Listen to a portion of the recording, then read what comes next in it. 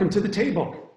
Today's guest is Spencer Proffer. He's a longtime film and record producer, one of the names that you may or may not have heard of, but has certainly been foundational to the music industry. Spencer, welcome to the show. Thank you, Bob. It's good to both talk to you and see you again. Now Thank that you've moved from back east to Boulder, I'm jealous. I can think of worse places to be. This is certainly a treat for me.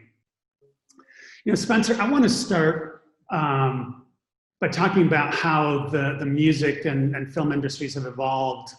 Going back to the 70s or so, historically, artists had their contracts with the record companies and with film companies. And then in the 1980s, there was the advent of MTV. And then we moved into other types of distribution vehicles like iTunes and Spotify and everything else. And finally, now we have the COVID-19 era.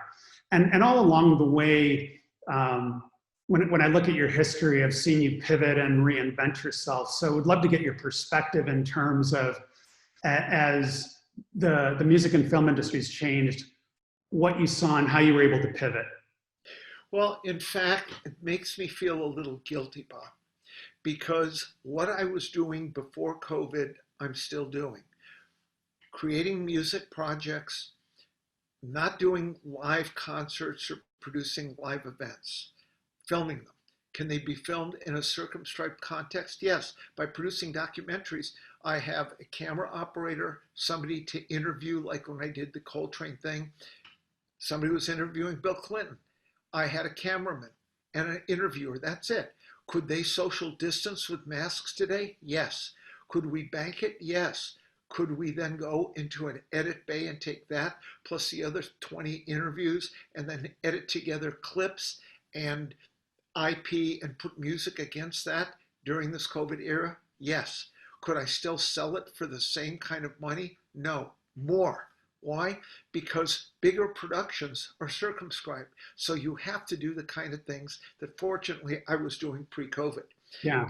No, I have to say, the one of the things that's really kept me sane during the COVID-19 period has been music and film. And so what you do for me personally has become that much more important in terms of my not becoming an expert or Oh, absolutely.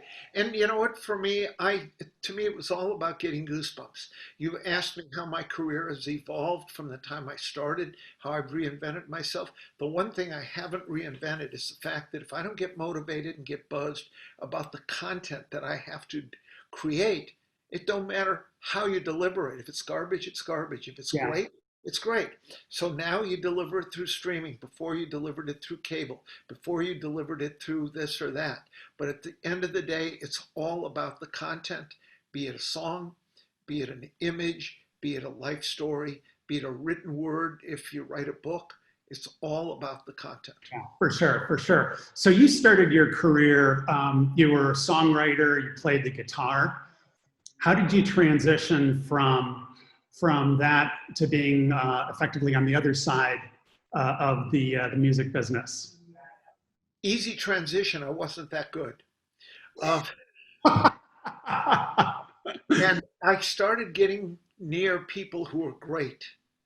I remember when I worked with Jeff Beck, I used to play guitar and I would pick it up and say, here's what I'm thinking in the solo. Here's what it should sound like. Here's the rhythm that should work in verse 2. And a guy like him, and I've worked with other people that are, I can't say as good, but really good. They go, oh, you mean this? And I go, oh yeah, that's just what I meant. I remember working with Tina Turner. I would sing her an approach to a vocal. She'd go, honey, I think I know what you're talking about. You mean like this? And she'd sing it. I go, holy shit, you bet. So that was like the end of my singing career. Working with Beck was the end of my guitar playing career. He and Brian May from Queen, one of the great guitar players of all time. I did an opera with him, and we created 3 songs for a New Line motion picture. And he played guitar and he sang, and he's like a brilliant guy, clearly pre-Bohemian Rhapsody. This was 20 years ago. Sure. And I went to Brian's house. He had a stack of guitars, like from here to the back of the very back of my office at home here. And he had guitar picks made out of coins that Queen Elizabeth actually minted a coin because when he was a poor kid, he couldn't afford to have a pick. So his dad gave him a penny and he learned to play guitar with the penny. Oh, So that's very cool. yeah, when Queen became the biggest group in England, when it was, the Queen had little picks, and I have one. I've given each of my kids a guitar pick because we went to Brian's house, but he would play with a little coin it was a coin of the realm. But the point is, I couldn't do that. Are you kidding? I'm lucky if you gave me 20 great picks. So I just realized there are better people than me. So how did I get out of that career? I actually have an education and I learned the other side and I kind of stuck with that. I learned to work with guys really good and kind of, drink in their talent and move them down the field was where my best skill was. Very cool. No, going back to Queen, I remember the first time I heard Killer Queen come out. It just spoke to me. It was like, this is just an amazing song. I mean, the tightness of the vocals, the guitar solo. It was just, I was an instant Queen fan. So you were in the 70s and 80s. There were a couple of really interesting projects that you worked on. One of them was the Quiet Riot Mental Health album, which was right at the dawn of the MTV era. How did that come about? Well, I'm trying to make a long story short, but when I worked for Clive Davis, who was my true mentor when I got out of grad school, he had sent me to England to work on a Pink Floyd contract. They had signed Pink Floyd for distribution, US and Canada. And during the day, I would draft papers, and at night I'd hang out with Gilmore and Waters, and they would take me to different places like Hammersmith Odeon. One night I saw a band called Slade, and they were in 1972, and they were inviting an audience to participate, singing songs like "Come On, Feel the Noise," "Mama, We're All Crazy Now," and that just left an imprint because they were inviting people to participate. Flash forward to 1982, I make a joint venture record partnership with CBS, which became Sony. And I was driving my car, was producing Eddie Money for my day job, making money. And then I wanted to find artists like Bob West to go and try and do something cool with. And I was listening to the radio and I heard Soft Cell and I heard the Police, Roxanne. Then I heard that oldie by Slade called "Come On, Feel the Noise," which flashed me back to when I was a kid. I mean, not a kid, 10 years earlier with Clive. And it jumped out of the radio. And I said, you know what? Nobody's paying attention to my entrepreneurial new product, although I made this deal. I got to find a band to do that song. Long story short, I went around for 6 months. People turned me on to this one, that one. And there was a band playing at a small venue called the Country Club. I show up there because I drove out Schitt's Creek somewhere. Name of a TV show, by the way, not vulgar. My favorite comedy in the last 4 years, Schitt's Creek, Eugene Levy, brilliant show. Anyway, and there were 9 people in the audience. This band was called Dubrow. They were singing songs like "Bang Your Head" and "Party All Night." And I went up to them afterwards and said, "Hi, my name's Spencer Proffer. Oh, didn't you do that Tina Turner record? Didn't you do that Billy Thorpe Children of the Sun record?" Yeah, guy was a smart guy. I said, I think you guys are great. You're asking an audience to participate. I've been looking for an act to work with. I had recording studios, so I was working with Eddie Money at the time. I said, tell you what, I will do 3 songs of yours if you do one that I want you to do. What's that? "Come On, Feel the Noise." "Oh man, that's a poser song. We hate that song." I said, okay, you know what?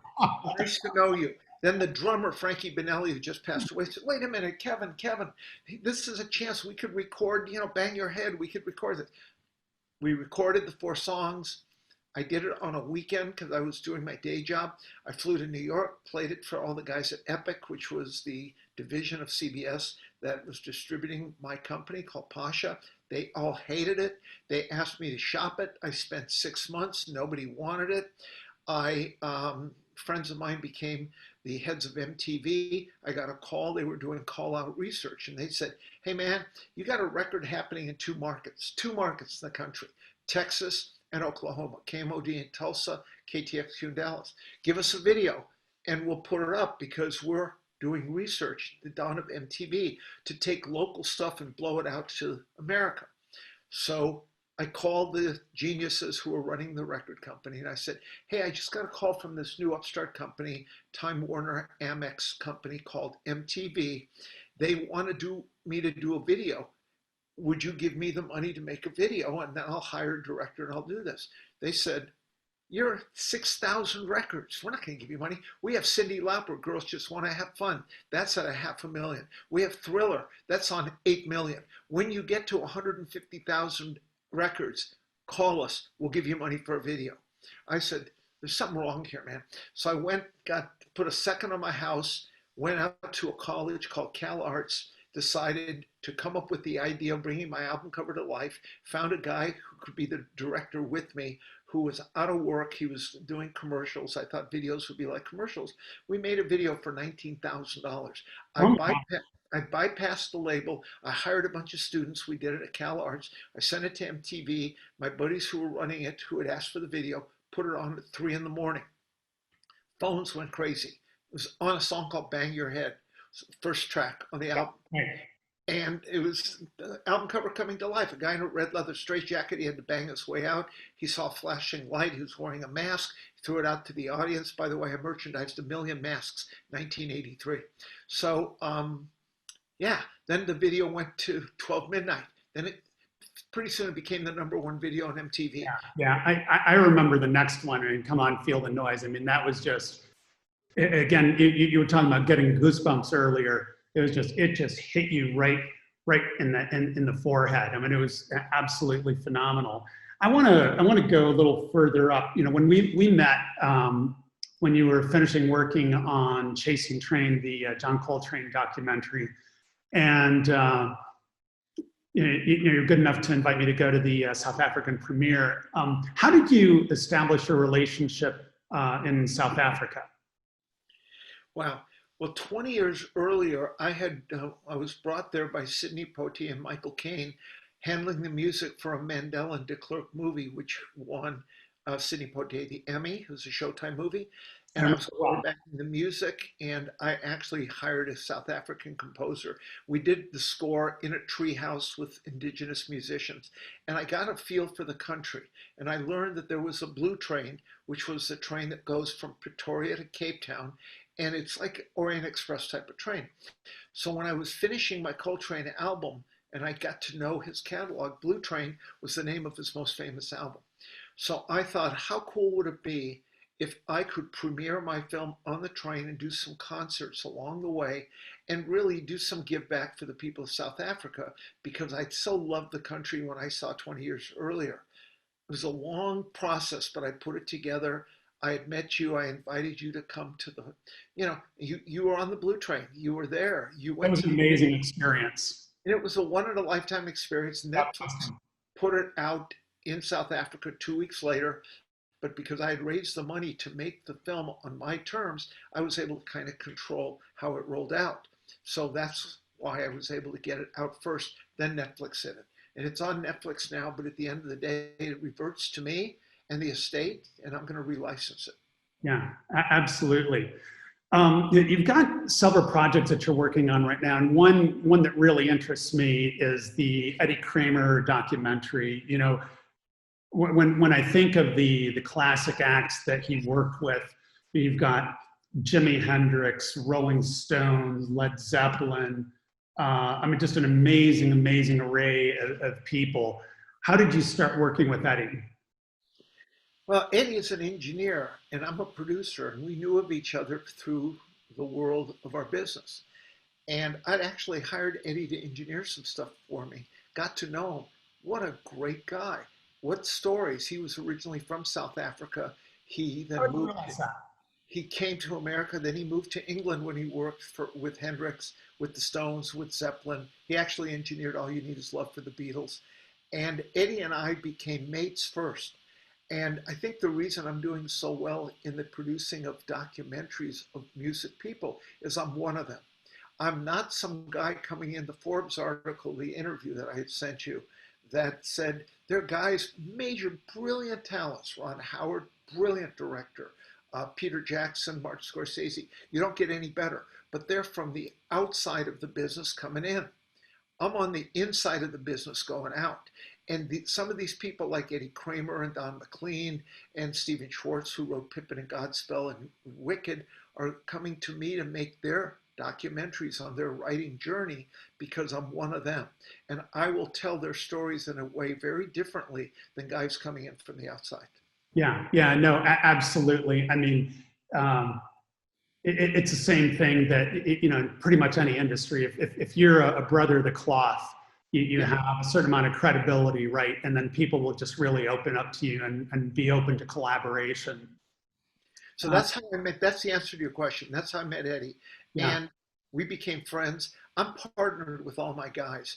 I don't take advantage of them. We don't exchange money, because rather than me optioning his story and giving him a couple of $100,000, which somebody would have done, I give them my name and my love. And that's usually enough. And that's my model. It's a pretty good model, because the people will team up with me because I'm one of them. Yeah, for sure.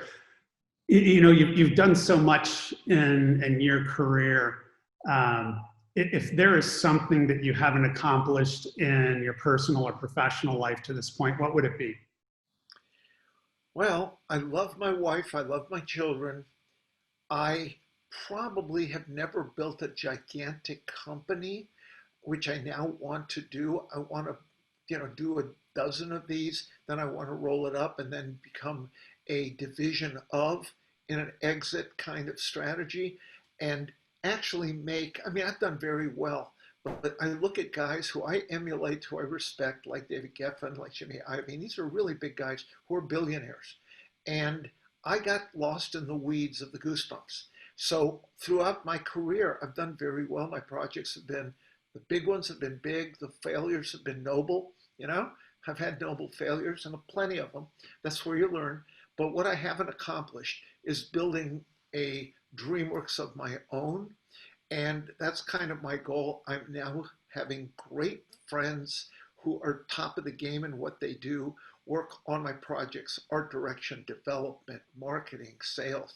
And the people work with me, not for a paycheck, but they work for me. I pay them out of the budgets and they're loyal to me.